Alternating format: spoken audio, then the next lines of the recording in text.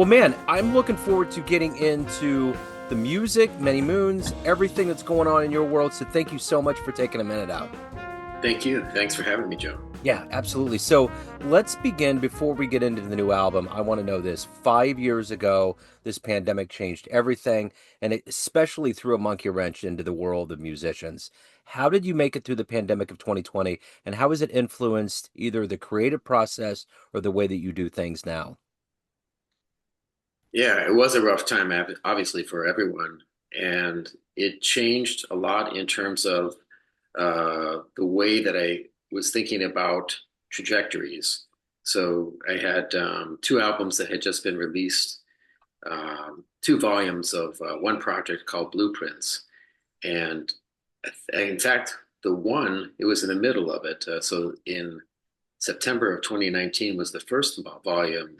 And, in that way, it was, uh, let's say, a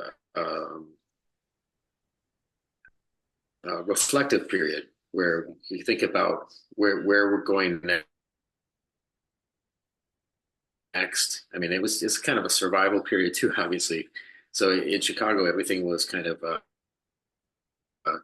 was for the most part shut down, and we did a few things. I remember doing like a solo performance, meaning no audience. So it was broadcast from a place called the Fulton Street Collective, and we wore masks up until the time of playing. And I remember staying away from the house afterwards due to family and household circumstances where didn't want to necessarily bring back anything, of course. Uh, so there were all kinds of ups and downs in that period.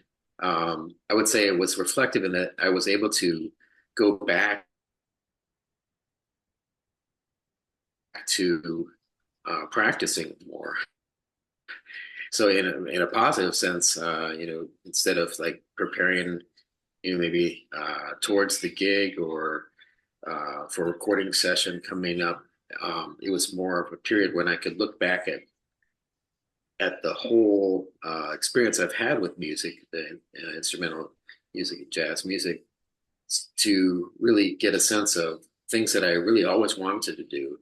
One of those was to look back at an album that I had as a teenager, Art Blakey Live at Birdland, and learn some music from that. Learn solo very specifically from Lou Donaldson on that recording.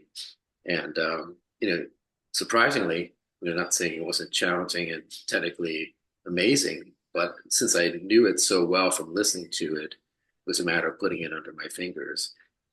And things of that nature. We had a full household here with in-laws from that had fled from Brooklyn, so early on, and so it was sometimes me in the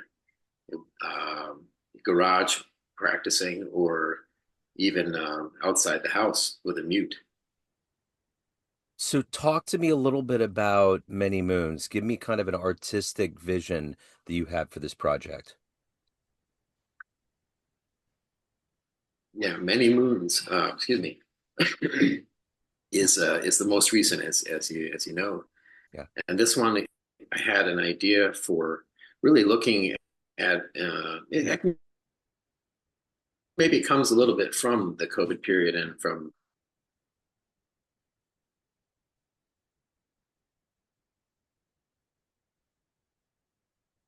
an appreciation of the two volumes. One was called Frameworks, where I was really looking to appreciate and give thanks and gratitude towards some of my teachers and mentors, including my mother and my mentor Richard Davis in Madison, my mentor in New Orleans, Ellis Martinez, Harold Baptiste, and then the next project in that series was to look forward, new designs, and like I mentioned earlier, that was in process to be released and was released in September of 2020.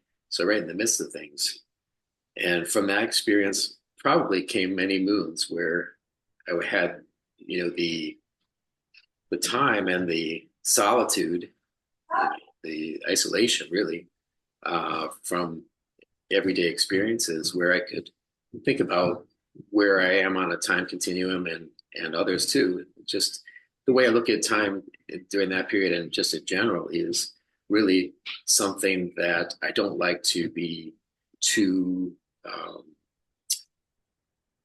uh, let's say, to the minute. I don't like the idea of second, second hand on a clock, sure, an analog clock, but I don't like to think of time in discrete minute units if I am thinking about life experiences. So, with a time measurement of the moon and months going by, walking our dogs or whatever it may be, or taking walks outside, you see that, when I'm waking up in the morning, when I'm going to bed, and it's really it's a measurement of time. And I was thinking about the project in that sense, and so a lot of most all the titles are to do with time and the moon uh, in some measure. So, what are you ultimately hoping the listener gets from this album? That's a great question. What I hope mostly is that people will get a sense of a good feeling, joy. I hope that they are taken on a path, and there are, let's say, many different styles where someone can pull something out of it, and hopefully that is the case, where it's either some sense of peace in the turbulence that we're all experiencing in the world daily, just by virtue of everything being immediate and accessible, or if it's even something that's more, excuse me, motivational. Excuse me.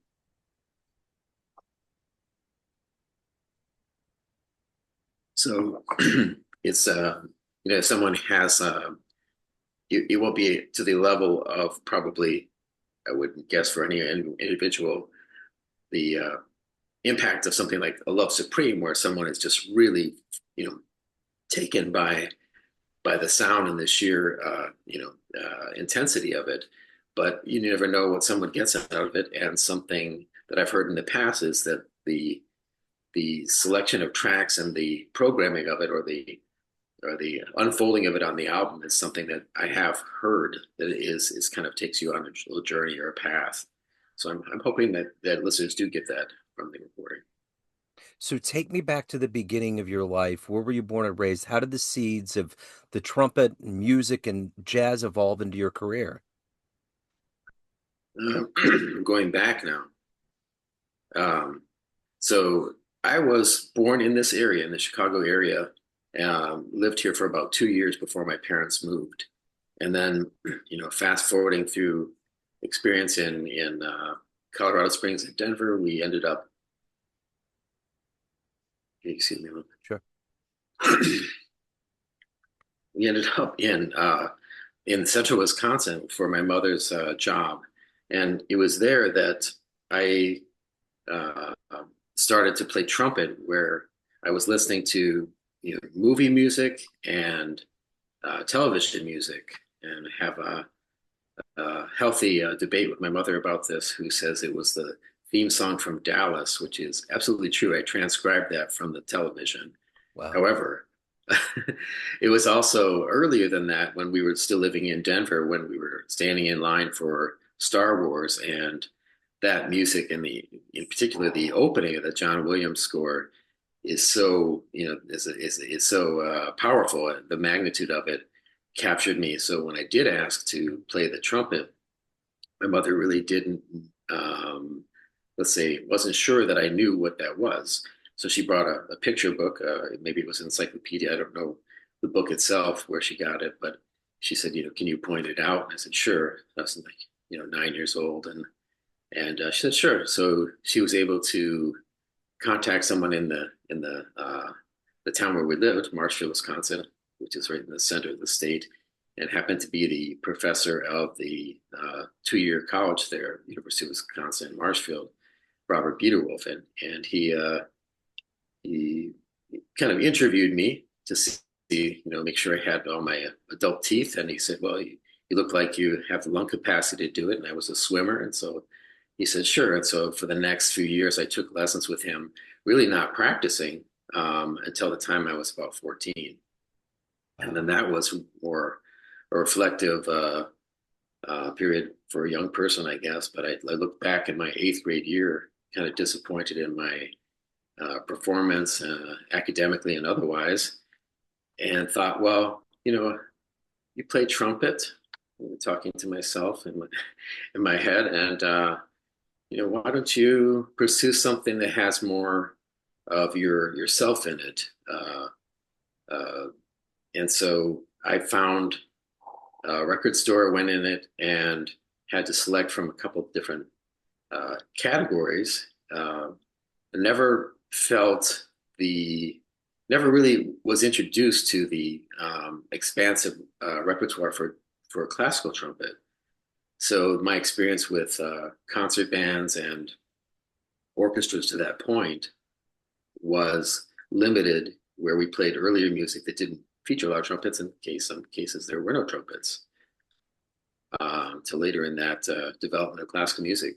So I wanted to play something, and I had heard blues, and I'd seen that featured in, again, TV and movies, and so was able to select from a couple different recordings. One that was out at the time was Black Coats from the Underground, Wynton Marsalis's recording, and one was Kind of Blue. And since the titles on Kind of Blue really captured my visual imagination, such as Blue and Green, and then All Blues, that struck a chord. It had a blues theme to the title. So what? These are interesting to me. Yeah. Simple, short, and just really evocative. And that's obviously, perhaps you know where I'm going, as that's the one I chose. Yeah. What about the first live jazz show you saw that blew you away? Mm, that is a good one. So I was already in my first year of college at the University of Wisconsin. I graduated a year early from high school, so I could really get started, eager to get going. And I was in the university and came to Chicago to my grandmother's house, as we always have and had, for Thanksgiving. And we went with my grandmother and my mother. They took me down to the Jazz Showcase, which at that time was at the Blackstone Hotel. There we heard and saw Art Farmer Wow. and Clifford Jordan and Wow. Wilbur Campbell, and it was amazing. It just really blew me away from even just the count off. Mr. Farmer was a taller individual. I'm shorter, so and young at that time, and so I saw him count off by clicking his heel just four times. Nothing spoken. He just like bing, bing, bing, bing, bam. They went off, Yeah. and that was just amazing to me. So, what do you like the best about being a professional musician? What gets you up every day? I would say the creative aspect. Sometimes the practicing is something I have to motivate myself to get started on, because I have to be in a particular state. That's meaning I have to be ready physically. So I'm not ready to practice right away in the morning. But the creative part of me, the composing side, which has really become a feature of mine in my own performances, is that's really the part that motivates me to get up, to enter into the day and think about different ideas, and listening to others to see what directions I might go with a phrase or a composition. So, what's the Chicago scene like? What is it like to be a part of that jazz community? It's great. I love Chicago as a city. I love the metropolis. I love the scene, and I also I love the clubs here. The scene is, I would say, diverse, in the sense that there are, with any city or community, there are pockets of peoples and scenes within a scene. So for the longest time, I was earlier uh, years ago, I was going to a place called Norman's Bistro in the Brownsville neighborhood, and had friends playing there, which I would see and play with in my own gigs. And then, every once in a while, someone would pop in, and we'd say, wait, oh, I've seen this person. well, they're playing more at, let's say, they're at the Jazz Showcase somewhat frequently, so we'll go over there. But I think that overall there are numerous different scenes or communities within the community. There's even a strong, shouldn't say even, but there is a strong so-called Latin jazz scene as well. And one of my frequent and long-term collaborators, Adrian Ruiz, gravitates and um, you traverses both of those scenes. So let me ask you this. At the end of the day, why do you love this art form we call jazz? It's been with me a long time, and I think that it is something that has always pulled at me emotionally, where I want to be a part of it. I want to contribute, and it's something that I think is important overall. In let's say a democratic country of people. It's a lot of collaboration where I think that through music and this type of collaboration and uh, conversation really that happens within a performance is something that is not only vital and important, but is beneficial to how people interact. So if you could get into a time machine and go back in time and see one jazz show, Mhm. where would you go? Mhm. That's hard. I mean, there's so many that I don't know about. I would I would have to say one or the other of albums, live albums that I've heard, and that would be Jazz at Massey Hall with Charlie Parker, Charles Mingus, and and it could also be live at Birdland, going back to what I had in high school, the vinyl album of both those volumes, with Art Blakey, Clifford Brown, Lou Donaldson. It just, that those would be places I would go. Yeah. So everyone has a perception of you, family, friends, fans, everyone on the bandstand, but you run the show. What's your perception of you? Who do you think you are? Hmm. Oh, these are deep questions. That's a good Yes. one. Hmm. Well, I can't say I know other people's perception of me per se. I would say I can only guess by interactions. But how I intend to be is somebody who is generous and also partnering. That's my main, I say, guess my main contribution or my main intention is to partner with someone. And I mentioned Adrian. He's been a musical partner for 10 plus years, and it's just someone who, going back to what I was saying, I saw on a jam session in Chicago probably 20 years ago, didn't connect until 10 years later, and is somebody who I call, just weekly, even between gigs, and we'll catch up. And so I try to be the person who is a partnering person, and also I would say bringing people together. I've have like let's say a moonlight as a matchmaker, both in romantic instances and also in band instances. I would, there's a cocktail bar in Ukrainian Village where I you had contacted about 2 years ago, where someone who I met at a coffee shop told me they're opening up, they have music. Well, I was one of the first, if not the first, jazz performer in there, and I talked to the booking agent there, and there's a regular series now, and we just played there at the 3 and Jazz Fest weekend, and he came to talk to me about it and said, you were the first person in here, and you really helped get this spirit, this uh, spark in here and get going. So I'm not trying to, necessarily take credit. I'm just saying that I like to bring people together. And so what I did with him is, put him up on certain websites and introduced other people to him and vice versa. I dig it. So if anybody wants to pick up a copy of Many Moons, catch you live, any of the Good Business previous albums, where's the best place to go? The most direct place and the most supportive place is my own website. It's rutzmusicworks.com, and it's spelled R-U-T-Z, just in case. Okay.